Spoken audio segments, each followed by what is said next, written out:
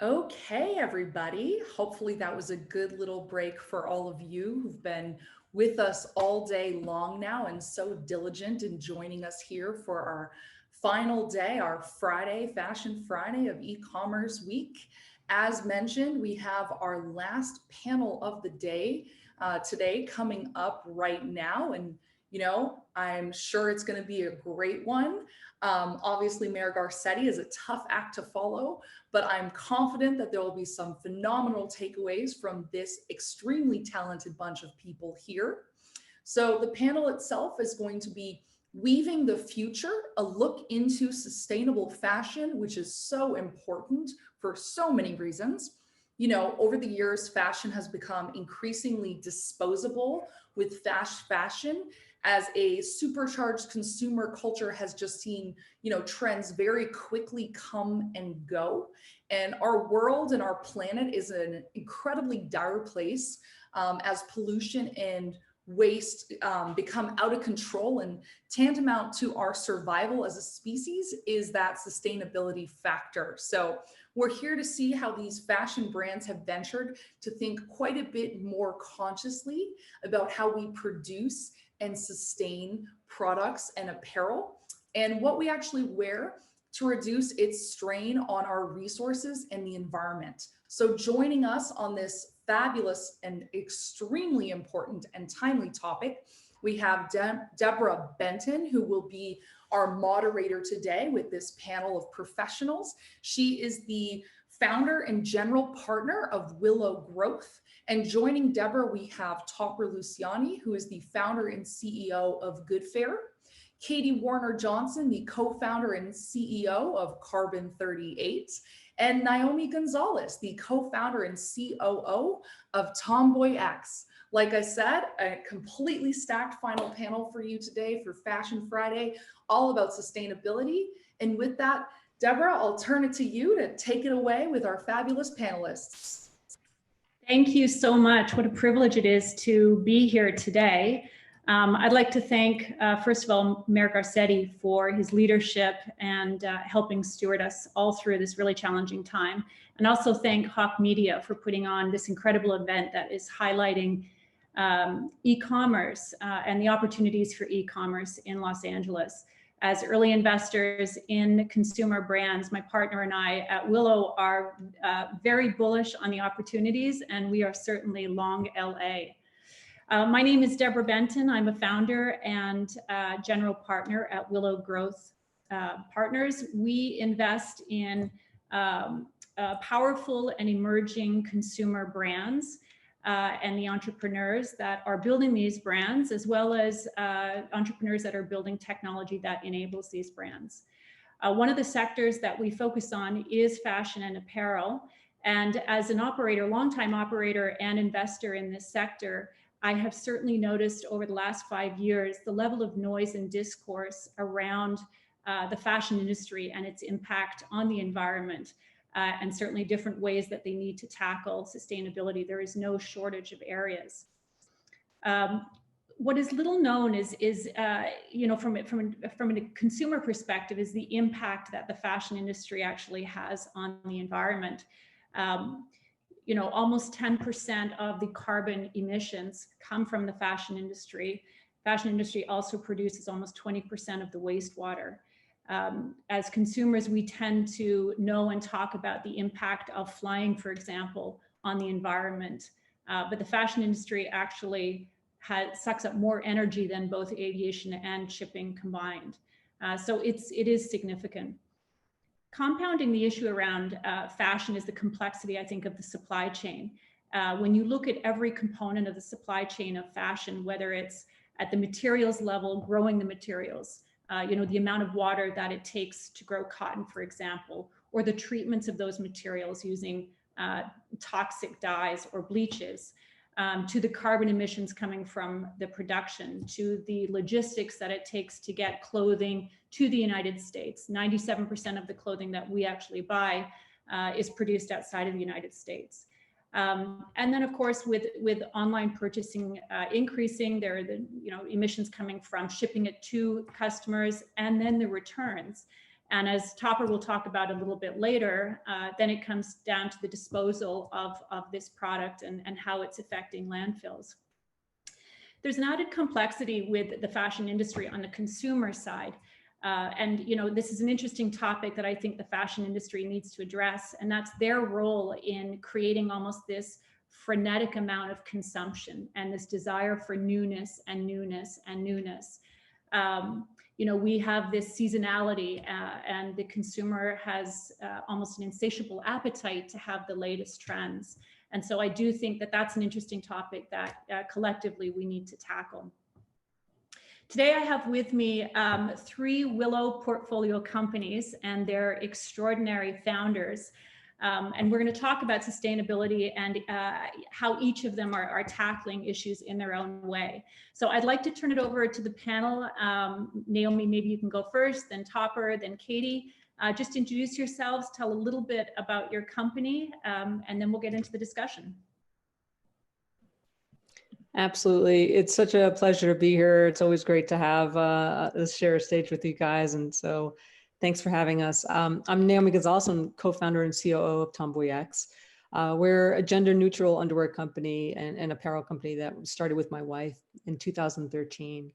And, my background is a sports massage therapist, and my wife was a video producer, and we didn't know a knit from a woven. And so, some people have asked, like, how in the world do you start an underwear company? Well, after hearing my wife complain about it repeatedly and lack of quality button-up shirts, I said, look, let's just stop complaining and do this ourselves. I mean, like, really, how hard can it be to start a clothing line? Yeah. So infamous last question, and we kind of took it from there. So we developed a prototype and launched a Kickstarter campaign to get them into production. We picked Tomboy because we thought the name was really cute. And it was during the Kickstarter campaign that we realized that the name Tomboy was resonating in a real palpable way. And because of that, we realized that we'd stepped into this white space of unmet needs. And while they loved the shirts, it turns out that there was an even bigger unmet need in comfortable quality underwear, and in particularly boxer briefs. And so in 2014, we introduced the first boxer briefs for women. And 6 months later, we had tripled our revenue and decided that we really should pivot into underwear only. And so today we focus on fit, quality, inclusive sizing, and a brand promise that, we see you for who you are. So today we carry sizes from extra small to 6X. We've added swimwear, loungewear, and sleepwear. And, as part of the LGBTQ community, we knew that what it felt like to be outsiders and to be unrepresented in the bigger picture. Most brands want to tell you how to be cool. We wanted to celebrate how cool you already were. And so our personal values are about inclusivity and sustainability from the beginning. And we've tried to make conscientious decisions about our impact to the community and environment. And that being said, there's always room for improvement, right? And so we continue to evaluate, innovate, and make changes. And last year, I was really excited to close a Series B round with a venture capital firm that's also a certified B Corp. A few years ago, I'm not sure we could have named a VC that would even qualify as a B Corp. So we can see that there's really big changes happening in good and powerful ways. And sustainability is becoming more and more important to consumers. And we're really proud to be part of the conversation and the change. So thanks for having us. Awesome. That's incredible. Thanks, Deborah. I'm Topper Luciani, founder and CEO of Goodfair. We are an online thrift store based out of Houston, Texas. I've been in the used clothing business for about 10 years, and I've seen a lot of changes happen, and there's been a tremendous shift culturally towards used clothing in the past year or two. And that has been amplified by COVID, but we can kind of get into that later. But what we do at Goodfair is we sell mystery bundles by category of clothing. So Houston is America's used clothing capital. When you donate clothes, you're really donating a price. You're really donating cash per pound, because it is often purchased by the pound by giant textile recycling facilities and then sorted into different categories and exported all across the globe. And 70% of the world's population wears westernized secondhand clothing, and billions of pounds of clothes are being shipped from Houston, well, all from America, but mostly from Houston, every single year. So I found this infrastructure, this supply chain, this used clothing supply chain, and have set out to build a direct-to-consumer brand around it. And it's not like a traditional thrift store, because we realized pretty quickly that cataloging every single piece is really not scalable from a operational perspective for the business, and then it's also not scalable for the consumer. The consumer doesn't want to weed through millions of items of clothing and have to make a decision around those pieces, especially at such a lower price point, because we are really into the concept of democratizing sustainability. Oftentimes, it's a lot more expensive to partake in the secondhand economy. Not everyone can afford a Tesla, or in the green economy, I should say. Not everyone can even afford an Impossible Burger. So we're really trying to keep our prices low and make sustainability something that's accessible to everyone. And we're seeing some great growth, and people are really responding well to our unique approach to secondhand. And we think that if enough people are converted into thrift shoppers, we can have a really monumental impact on sustainability and on our culture. I think that's it. Katie? Hi, I'm Katie Warner-Johnson. I'm CEO and co-founder of Carbon 38. We are the premier destination for performance fashion. We're kind of like Sephora, so we curate the best of brands from around the globe in essentially stretchy clothes, all things stretchy, and then we also design and manufacture our own stuff, which I think is quite fabulous, and I'm wearing it now. And I started my career as a professional ballet dancer, so was born in spandex, know the material really well. We're going to turn 7 in November, and essentially the whole thesis around this was we were essentially so many brands, everyone and their mother has an Activewear brand. We're all trying to go after Nike and Lululemon. But I believe there is an opportunity by us stitching together like a quilt, the volume of the 260 vendors that we work with, we could go on and take on the big guys. And there's beauty in being small and underestimated, that you can get a lot done that the bigger guys have grandfathered in, sustainability being one of them. And it's been a really rad journey. I think what's really cool about Activewear, it's the first category of clothing designed simply for a woman's utility. So a lot of what we stand for at Carbon 38 is around fueling the female economy. And that first step, the first decision we make every day is getting dressed, and getting dressed for our workout, where we build our prefrontal cortex and monitor our cortisol response and become better leaders. So 75% of the brands that we carry are run by women. 60% of our investors, including Deb, are women, and our customers, 60% of our customer base are C-suite executives or entrepreneurs, which is a really cool stat, and 85% of our team are women. So we're all about the next generation and figuring out what the future of eCom and the future of retail, the future of fashion looks like in a kinder, gentler way that is more sustainable. Awesome. Wow, you guys make Willow look really good. Thank you for that. And thank you for joining me today. Really appreciate your time. Let's dig right in. So the concept of sustainability in the fashion industry is talked about a lot, but it actually means different things to different people. And I alluded to that earlier because there are so many components of the supply chain in the fashion industry. I'd like to hear from each of you with your respective businesses, because you're all doing kind of very different things. What does it mean to you, and what does it mean to your business? Katie, maybe I'll start with you, and we'll go the other way this time. Sure. So look, I think sustainability is a big bucket that you can throw a lot in. And, actually before this panel, I looked it up in the dictionary, and it just says avoidance of depletion and maintenance of balance. And I think that's a really great concept. I'm really inspired by this book, Sapiens. You guys should read it if you haven't already. And what sets us apart as humans, as a species, is our shared imagination. And what's really cool about being an entrepreneur is you can imagine a reality and gather a team around it and then go create it. And so my imagined reality of sustainability is leaving the world better than how we found it. And I think it starts with not burning cash, because that's a non-renewable resource in a lot of instances. And I think we've seen a great reckoning. As we've gotten bigger, we've had more flexibility to really go after this idea of protecting our environment.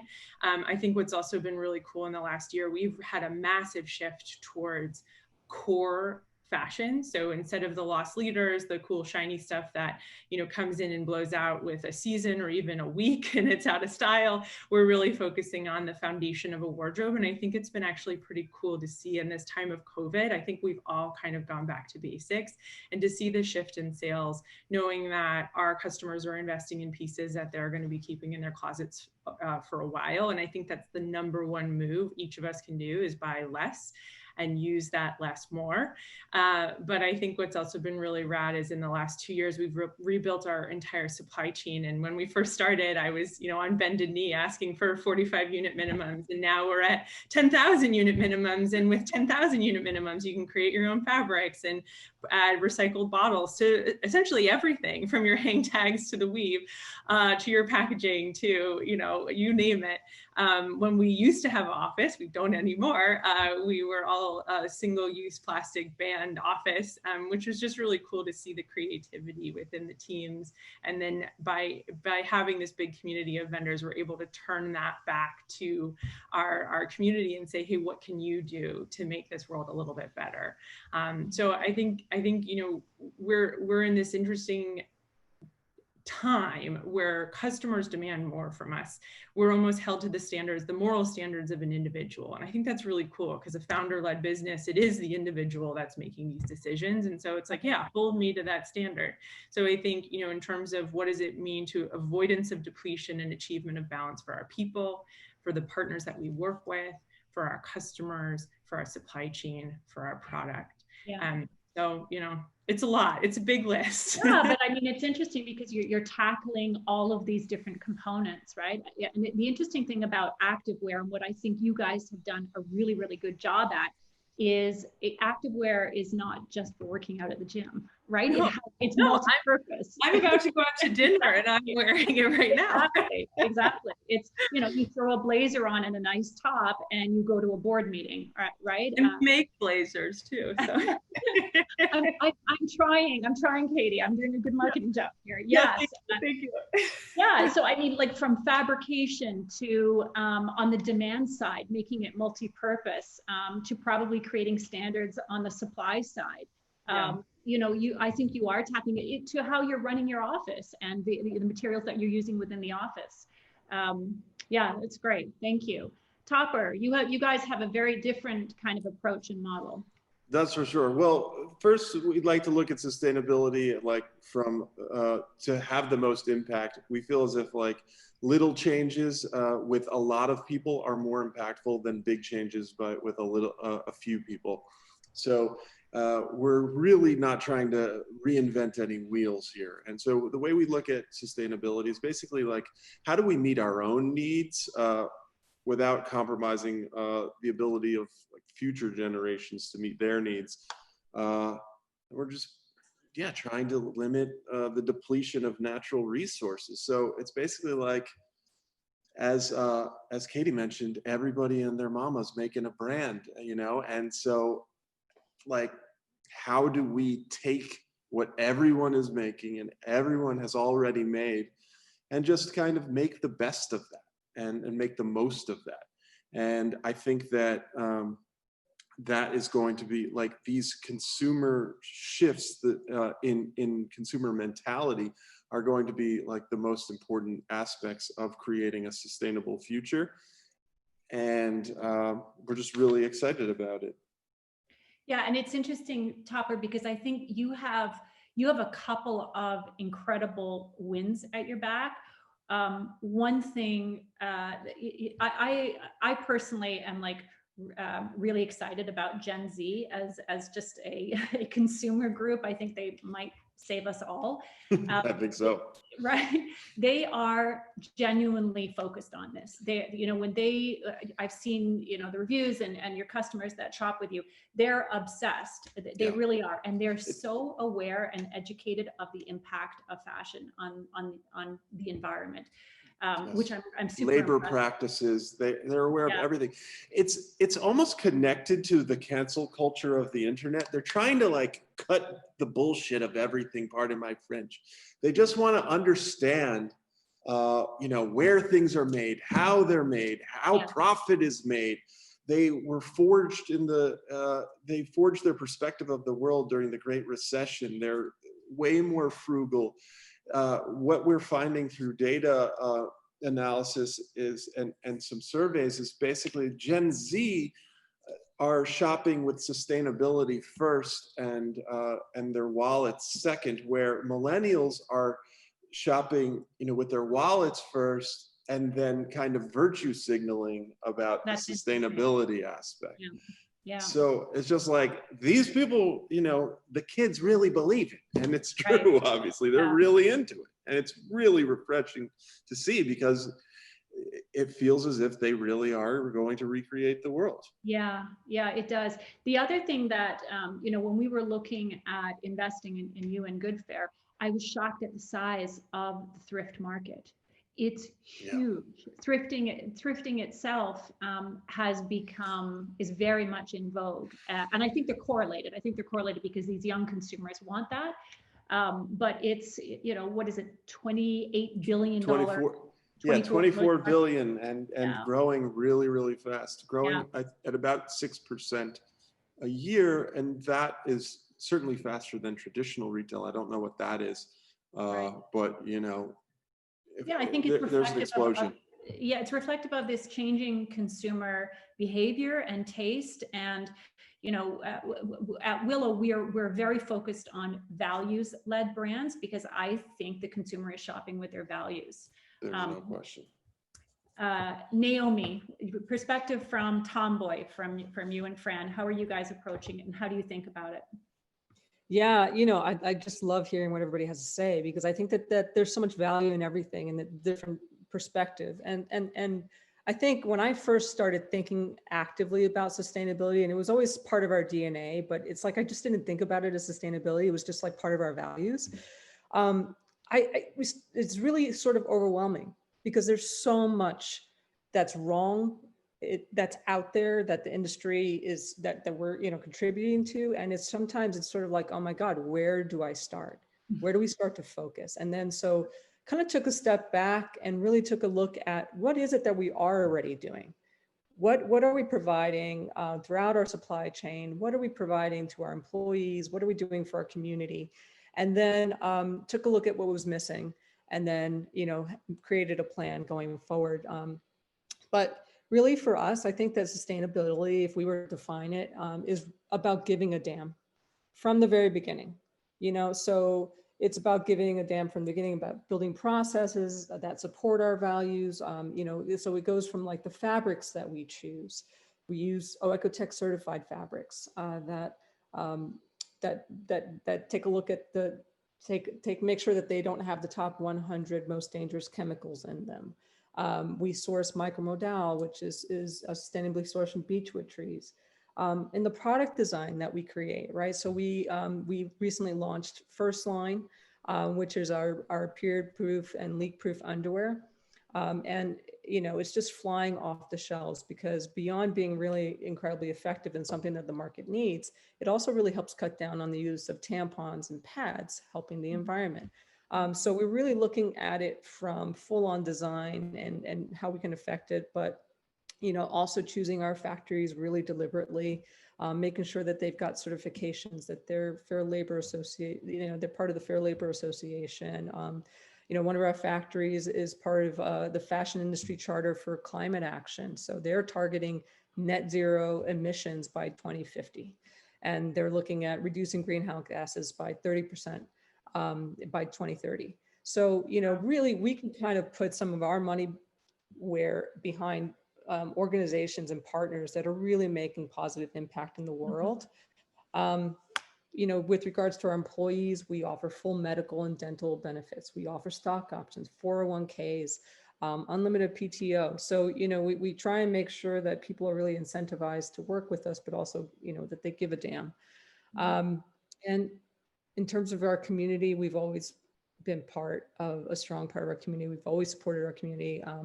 And to date, we've donated over $275,000 to various organizations since we started. So we really do back it all up. And there's plenty of opportunity on where we can go forward, which we can touch on later. Yeah, it's interesting. All of you are, and I find this really encouraging. Sustainability is not sort of an initiative on your agenda, but rather it's a lens through which your entire organization looks through to make decisions, and it impacts all aspects of your organization. And I think that is the right way to approach it, because it is incredibly broad. It's not just one aspect. It is in fact living and making decisions. And I think indoctrinating your employees that this is a value that you really support and is core to your DNA. And it's a lens that they should look through to make their decisions every day as well.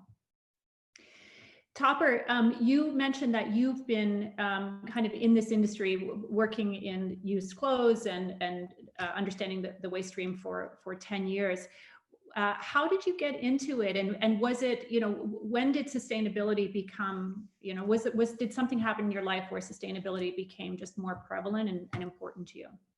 Well, so I started off first with selling used neckties on eBay. And that was a crazy business venture, to say the least. But I really I basically realized that since there was so much stuff out there that had already been made by people who were probably more talented than myself, I really just thought I would be able to kind of sell their stuff instead of my own.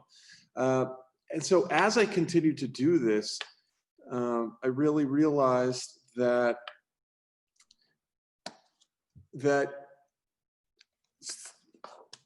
I realized that I kind of wanted to zig when everyone else was zagging, and how could I kind of best capitalize on that? And 10 years ago, it was kind of known that sustainability has kind of been a thing since the 70s, basically, but there hasn't been this cultural tipping point that made it so prevalent at the forefront. It's been counterculture, and now it's moving into the culture. So I kind of thought of myself as counterculture before this, and kind of now I'm, selling out and going mainstream. Exactly. So like, I've been out there singing Kumbaya with the Volkswagen bus, but like, and I feel as if that counterculture mentality has translated into mainstream significantly by Gen Z, and that is like a function. You're starting to see that Gen Z is a lot more spiritual and less religious. That almost comes from the hippie movement as well. Mm-hmm. There are so many elements of that I almost think it's like a hippie revival that's going on. I don't know. Yeah, it's interesting. It's interesting. I mean, something is clearly resonating with Gen Z. When I look at, TikTok has been an extraordinarily successful medium for you guys at Good Fare, which, well, until COVID was predominantly Gen Z. I think everybody's kind of hopped on there recently. Well, grandma influencers are some of our most viral thing right now. If we give sweaters to grandmas, the kids love grandmas. It's fascinating. That's awesome. But I've seen like some of your videos, they have millions of views. And one of the videos that has the most views on TikTok is actually describing the impact of, you know, this excessive production on the environment and in landfills. So clearly there is an interest in learning more about this, and the message is resonating. Definitely. I think things that go viral on TikTok, if anyone, you know, cares, are informative things, because Gen Z is very curious. They're very hungry to understand the world around them, to poke holes in the system. And so when you share a fact like 85% of the water in Bangladesh is polluted, or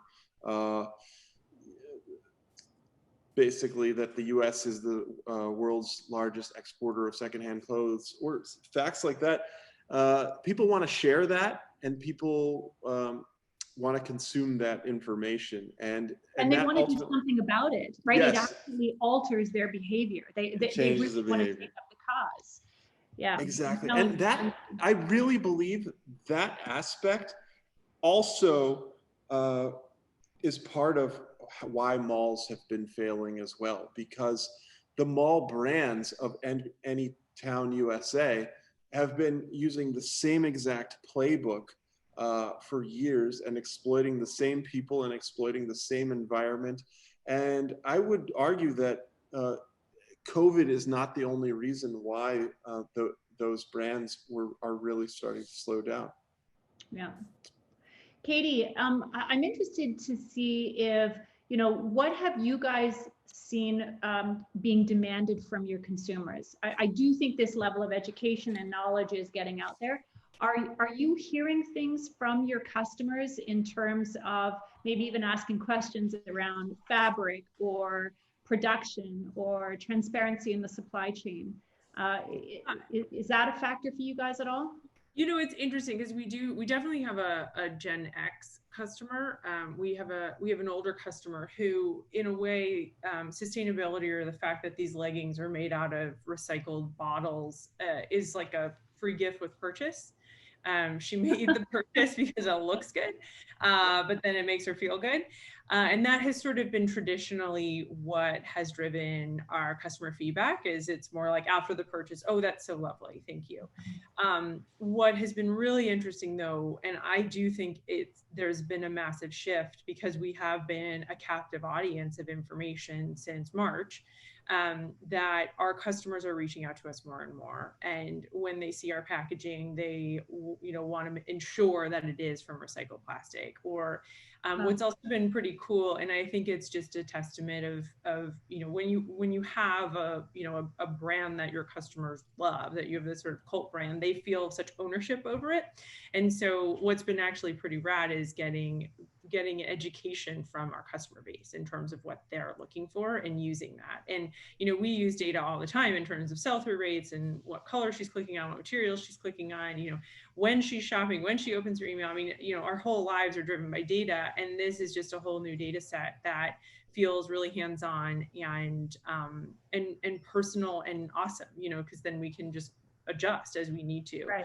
Or, you know, we've been introduced to suppliers through our customers that, you know, have better ways of doing business. But all in all, I think it's been just a really interesting revolution that, you know, the customer is going to continue to demand more and more from companies. And I don't think that's a bad thing. And you know, what's also a cool thing about Carbon is I look a lot like our customer. And so as my own you know, desires change, or my own education shifts, it's pretty much in lockstep with what our customers are passionate about. So it's cool, you can evolve. Naomi, what about you guys at Tomboy? Are you hearing from your customers? Are you hearing changes in kind of their demands or questions? Yeah, I would say two things. One is plastics, right? We use we have a plastic sort of Ziploc bag that our goods are stored in, and primarily because we can't have the goods get dirty in transit and in terms of like storing it at the warehouse. So there's like a functional reason for it. They are reusable, but we're hearing from our customer that's really not enough and we've got to do better, right? It's not enough for it to be reusable. The reality is it's plastic and it's going into our waste streams eventually. And so what we started working on is a plastic bag that is biodegradable in a landfill. And so that's being rolled out in Q4. I still don't think, frankly, that's good enough. So pushing to find additional solutions. And the great thing is that the technology continues to evolve and there's more opportunities for additional things out there. So, you know, and that's part of our testing and learning process too. It's like, okay, we know that it takes a certain amount of time to do the research and the sourcing and the, you know, transitioning into something new. So, you know, let's see some things that we know right now we can do and then continue to iterate and get better.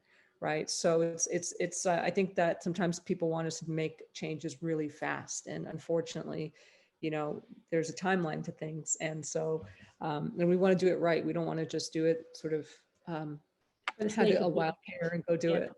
Yeah. No, that makes sense.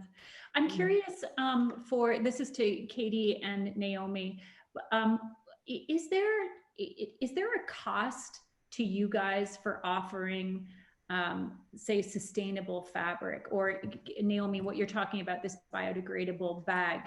And if so, you know, are customers willing to pay a premium for essentially sustainability? You know, I think that they are, and not every customer can afford to do it, but I do think that if we're transparent enough and we tell the story well, and we explain what it is and why things cost more, that you do get more people on side, that you do get more people that are willing to save up and pay for it. And for the people that can afford to do it, they're really happy to see that that's where the values lie for the brand. So I think overall, yes, they're willing to, and not everyone can. And we certainly, since COVID, have heard a lot more complaints about the cost of our product. Understandably, right? There's real economic drivers and changes that are happening right now. But it does in fact cost more to source those sustainable materials, to make sure that things are Architect certified. And so it's just not a value that we're willing to let go of, to go for cheaper fabric that's not well made, just to cut down on price. And, you know, we are a business, so we have to charge enough to keep going forward. We have to make money. We have to make money. You know, isn't that the unfortunate truth? You know, I think that we're a slightly different case because we already are a premium price point, and so our customers used to paying premium.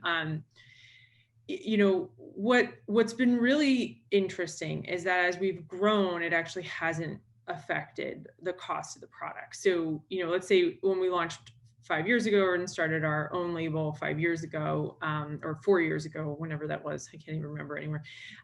You'll remember, Deb.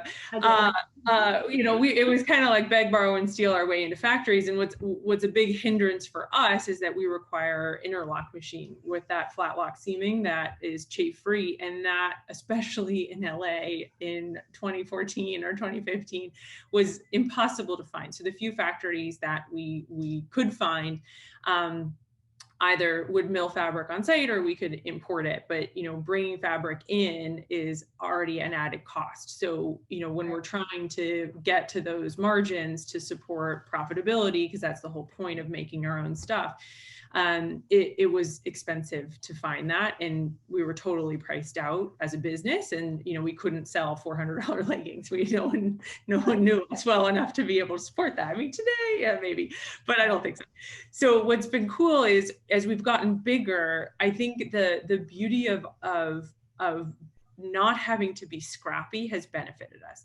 And I mean that in the sense that, you know, we were designing, you know, sometimes 4 months ahead of delivery. Now we're 12 months, 13 months out in terms of our design process. And so what we've been able to do is bake in the timeline of shipping via vessel across the ocean from China as opposed to flying. And that in and of itself, I think, is going to have a bigger impact on our, our footprint than even the fabric that we use. And so I think that was a really important threshold to cross in our maturity that allowed us to do that. Now, it's simply just organization, but when there's 7 of you in a warehouse with no AC for the first 2 years, it's the last thing on your mind. I remember those days, by the way. Yeah, exactly. You just want the product in the door and on bodies and out the door, and somehow be eking out enough margin to maybe cover what your investors aren't. And so now, all of our core fabrics have recycled polyester fiber, and was made possible this summer. And that was 2 years in the making, because we have to develop all of the fabrics, we have to scale into the needed minimums, and we have to have a core program that can sustain the same silhouettes in the same fabric in new colorways or redeliveries, and that requires a ton of new customers. We have to have a really big top of funnel to be able to support that. Yeah. And that's a total shift in our business model. That's simply a result of our maturity. So I do think, as you get bigger, I do think you have more options. It might be slower, but sometimes slow can actually help. It's interesting because you are dependent on the production facilities and the raw materials to, you can certainly educate them, you can require it, but they need the time to be able to respond and to actually develop it themselves. So this isn't like, oh, it's been solved and we just need to go out and do it. There is an R&D stage, right? And that does cost money. And then those factories overseas, and predominantly they are overseas, have to come up to speed and have to figure out how to do what they're doing. So nothing is going to be an overnight solution by any stretch, but I do think the more demanding that the consumer is, demanding it of their brands, the brands then need to demand it of the supply chain, the production. That's how real change, I think, is going to happen. And it is going to take a little bit of time, but I'm glad you guys are at the forefront of it. All 3 of you, I'd love to hear your perspective on, you're all doing a lot right now, and I do think sustainability is very core to each of your respective brands, but kind of, how do you see this going forward? How do you see it evolving? Naomi, maybe you can talk a little bit about becoming a B Corp. That's kind of a really interesting idea. Maybe you can talk a little bit about what that is. Not everybody knows what that is. And then how do you get there? Yeah, I mean, B Corp certification is essentially an organization that has put a stake in the ground. That's pretty comprehensive, right? They have like 400 plus questions that you have to answer as a company about every stage of your sustainability practices, right? Across the spectrum. And it's pretty intense, and you have to provide proof. You can't just say, my factories have fair labor practices, right? You've got to provide those certifications. So it's when someone says that they're B Corp certified, that they've actually been put through the ringer in a lot of ways of the practice that they say that they're doing. And so it's a stake in the ground where we say we prioritize people and the planet above pure profit at any cost. So it's a different business model. And, not that profit isn't important, it absolutely is, but that a business can look to accomplish this while they're also being committed to creating value into the world in a way that's thoughtful of its impact to the earth and the people.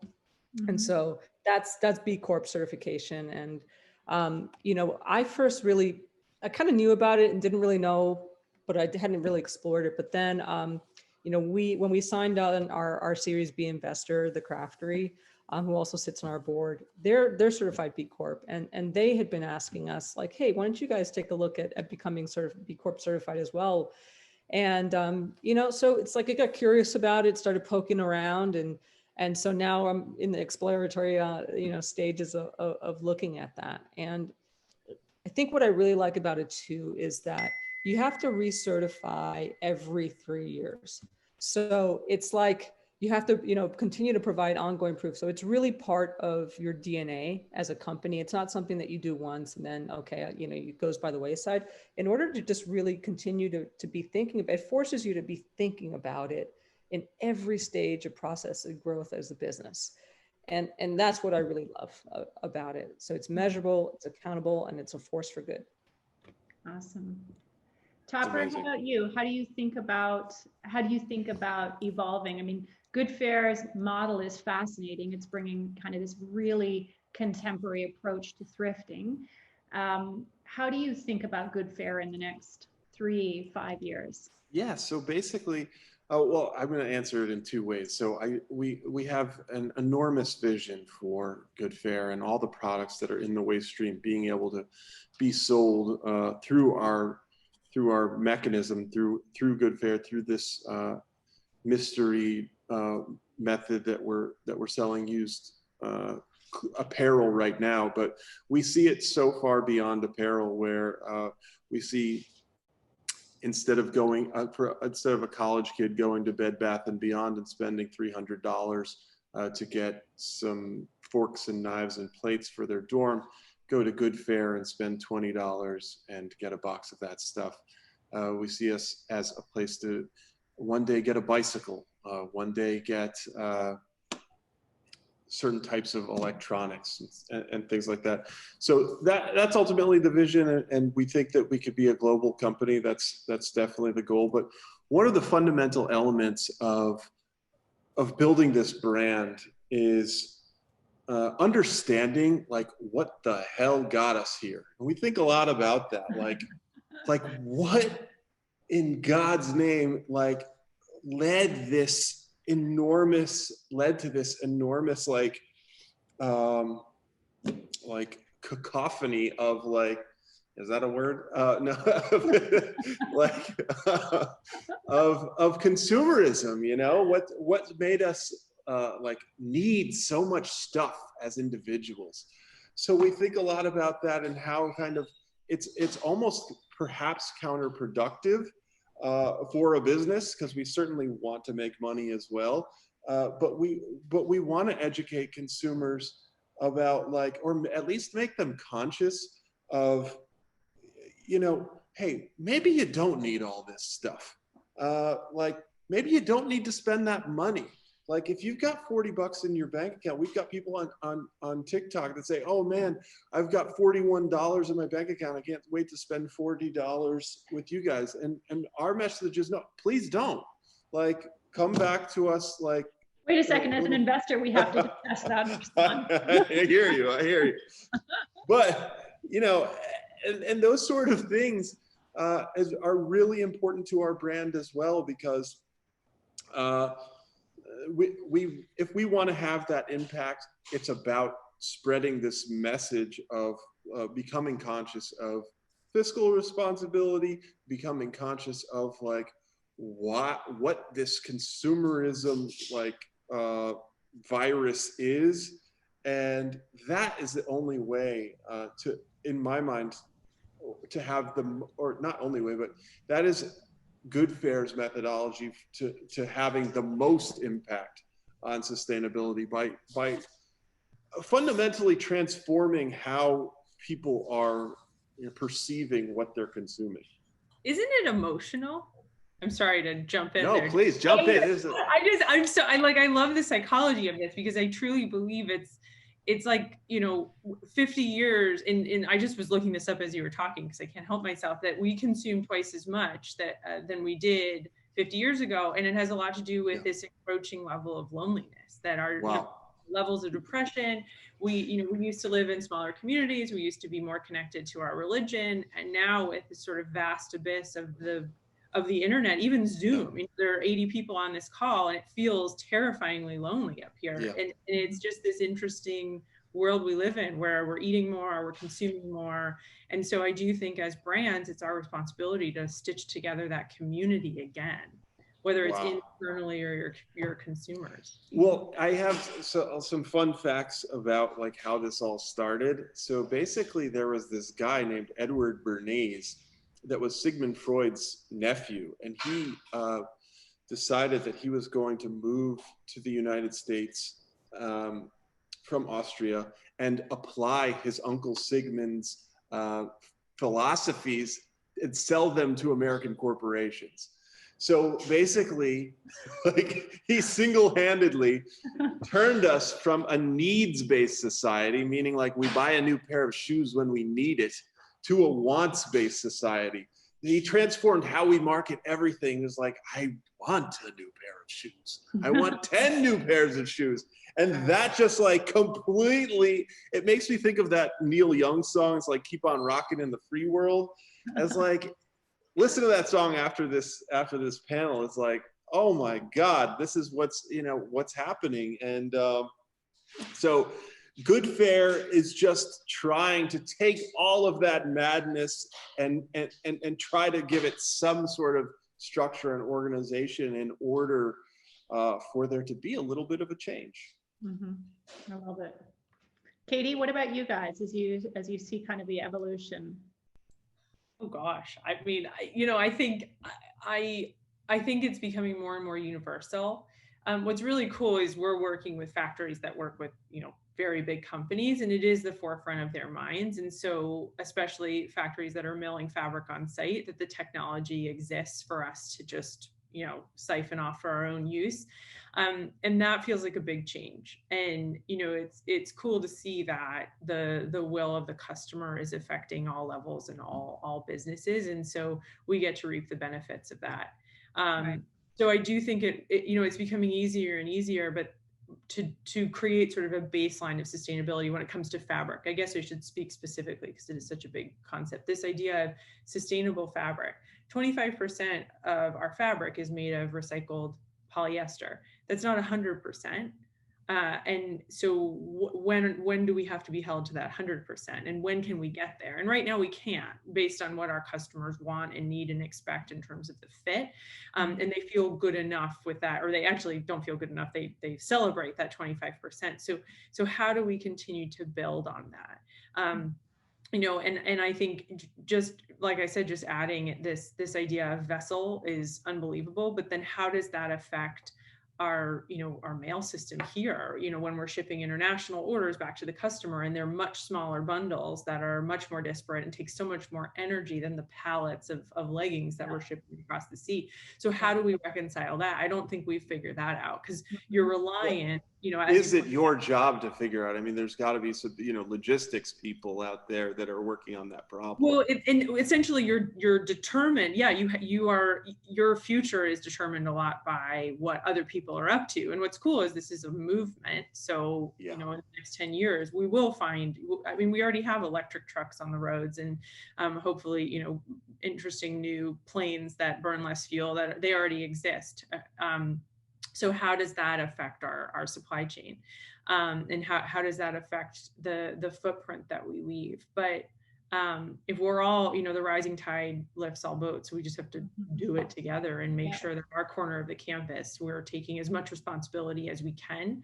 But I do think the most important thing we can do is ensure that the businesses we build and run will last.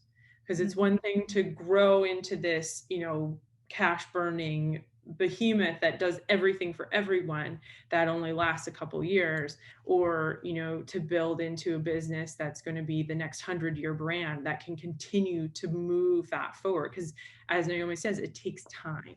So if we're just like flash in the pan, sell next year type of companies, we're doing more harm. But if we create business plans of sustainability, I think the Chinese are so far ahead of us because their business plans are in terms of 500 or 1,000 years.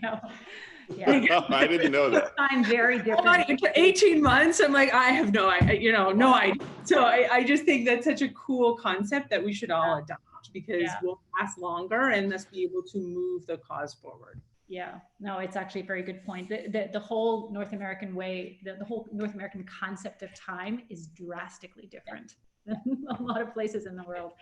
I'm going to turn, we have a bunch of questions from the audience. So let me turn to that. This is an awesome comment from the audience. Tomboy X should do a Carbon 38 collab and drop it on Good Fare. Yeah. Oh yeah. Make it happen. Great idea. Let's make it happen. It's my That's favorite awesome. underwear. I wear it every day. One of the questions that came up, which is interesting, we've touched on this a little bit, and it's around the role and responsibility of brands on education. So the question is, do you focus on that younger generation that we've talked about that is so refreshingly engaged and educated? Or do you think it's worth trying to appeal and educate the older market? Naomi, do you want to take a stab there? Sure. Yeah. I mean, look, Gen Z is the future. There's no question that they are asking all the tough questions that I wish our generation had asked, and they're asking it because they're the ones that are going to be left with this really broken earth, right? They have to ask those questions. What's the future look like? It's terrifying, right? And so I think I'm so excited to see, as hard as it is sometimes to like when they poke, because like, fuck, I know, sorry. But like, I know we got to do better there. I know it, we're working on it. We're going as fast as we can, but I'm glad you're not the only one. Oh man. That's the last time Deb invites me on a panel. No, your passion's showing through. It's great. Yeah, exactly. So I think sometimes it's hard to be poked, but it's good to be poked. And I think that our responsibility is to, as Katie said, understand what we can do today and commit to it and move forward and be really transparent about what we are doing, what we do see as an opportunity for us to make change in the world. And also acknowledge what we can't fully tackle right now as well. Because I think that the biggest thing that people want to see is, one, that you're trying, two, that you understand that there's a problem, and three, what are you doing about it? Right. Yeah. So that's. But I think you're right. I think it's a commitment, like a sustainable commitment to these practices and to always improving, because things do change, like fabric has changed drastically in the last kind of 5 years. And so it part of your culture is a commitment to every day, every week, every year, an improvement, looking for opportunities. I think that's how we probably make the most progress. What do you mean that fabric has changed dramatically in 5 years? Like, well, what Katie was talking about, using elements of recycled plastic. Right. Like 25% polyester and things like that. And there's like I see a little bit of sarcasm there coming from. No, I wasn't. I'm just whose tagline is "No new things." It's true. We're all about new things here. No hate over here. We're all trying. We're all trying hard. Can I answer that question, Deb? Though, in terms of please. Like, I think how I've always gone about business is I'd rather do than tell. And I think there's a lot of power, I don't know, someone told me a couple years ago that we're a really underestimated company, and I love that. And I think that, I love being underestimated, because you can be a Trojan horse in a lot of ways. You pop in there behind enemy lines and totally revolutionize their world without jamming it down their throats. I think in this state, the world that we're in today, everyone is going to find the information they want to find to suit their perspective. And I think for older generations, they've got their news sources and they're going to it and they're learning from there. And I feel I serve a greater purpose by slowly but surely making change and not really talking about it. So if you go on our website, you probably won't even see that our core fabrics have, maybe if you go into product descriptions, you'll see that it's sustainable. We, I think we did a sustainable edit, which was kind of cool for Earth Day. But other than that, we just want to continue to move the ball forward without having to shout it from the rooftops. And I don't know if that's the right way, but that's the way that I want to do it. And I feel like I can have a greater impact by doing it quietly and steadily, and not, feeling like it's my job to educate. I'd rather just suddenly turn around and everything's better. Yeah.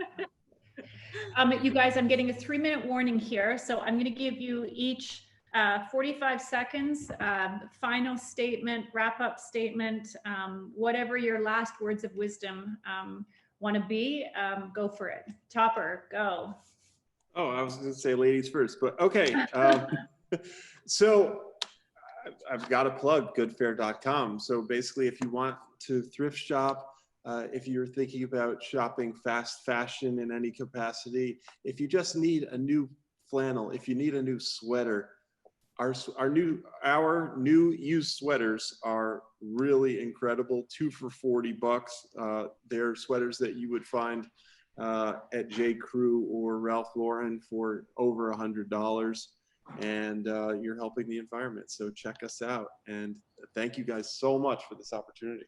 Love it. Naomi? Oh, Naomi, Deb, final I'm words. this stuff. Like, you know, you guys,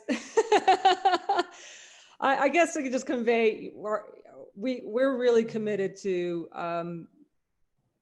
having sustainability be an ongoing part of the conversation. So we're actively building an FAQ right now for our site that's going to kind of answer questions that I was talking about before about, hey, what the hell are you guys doing anyway? Because I do think we have a story to tell that we haven't told.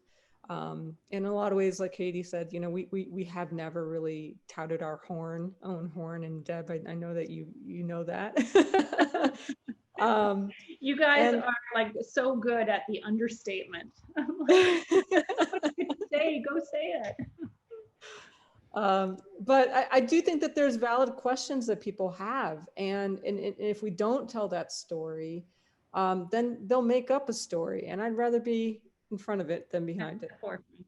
Awesome. Katie.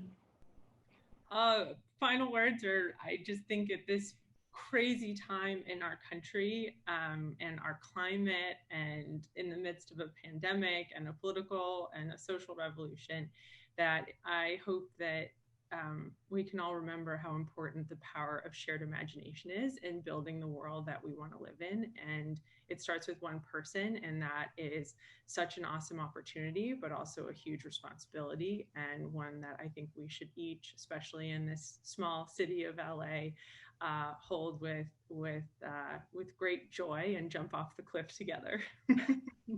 Awesome. Thank you all so much. You guys are obviously close to my heart, portfolio companies. You're all incredible entrepreneurs tackling this really, really important issue in a variety of ways. Thank you for being here. Thank you to Hawke Media for hosting this great event. And thank you guys. That was awesome. Haven't been on the screen today, but that was really great to watch. So appreciate all your input. Appreciate you guys making the LA ecosystem so fantastic. Thank you. Yeah, thank you so much, Deborah, Topper, Katie, and Naomi, for joining us.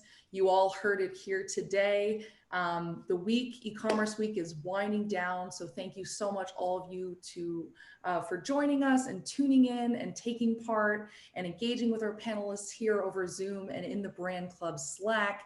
That was Deborah Benton again with Willow Growth, Topper Luciani with Good Fare, Katie Warner-Johnson with Carbon 38, and Naomi Gonzalez with Tomboy X. Don't forget to check out their amazing brands. Hopefully you all had some fantastic takeaways about sustainability, and that puts you all in the right frame of mind. Now, you know, we're wrapping up the week, but we have one more amazing giveaway to bring to all of you, and a couple other important announcements and shout outs. We've talked a lot about our sponsors, our partners, these brands, these business owners, and each and every one of you. But we haven't necessarily mentioned everyone on our side of the table here at Hawke Media.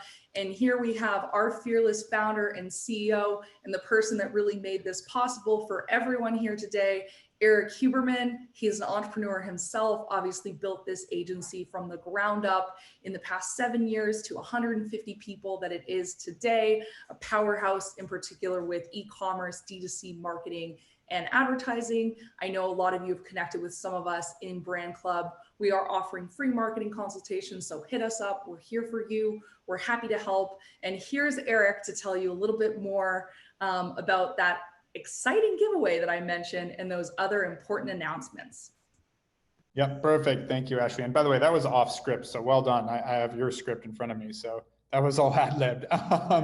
Yeah, so before I get to what you're probably all most excited about, I figured like I have a captive audience here. So it's time for a few thank yous. So number one, and sincerely the most important thank you is Angel. Angel, who is our producer and head of events here and has been behind the scenes with the moniker e-commerce week that you see floating above my head right now, running everything. So this thing was, basically quarterbacked and spearheaded by one person. And though that person has not been on screen, thank you, Angel. Thank you to the team behind her, including the marketing team at Hawke Media and the rest of the Hawke Media team.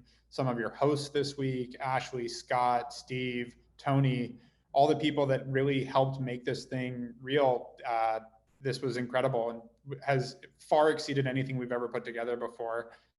Thank you to the city of LA and to Mayor Garcetti for allowing this to actually be an official week and giving it the credibility we needed to pull it off, as well as just being such a great city to operate in. We've been able to build such an incredible e-commerce ecosystem because of the focus on the port, because of the focus on the logistics, because of the focus on the media and entertainment space. Like all these things together have in a confluence become what we have created here. And a lot of the speakers that we've had throughout the week were able to build their businesses because of this city.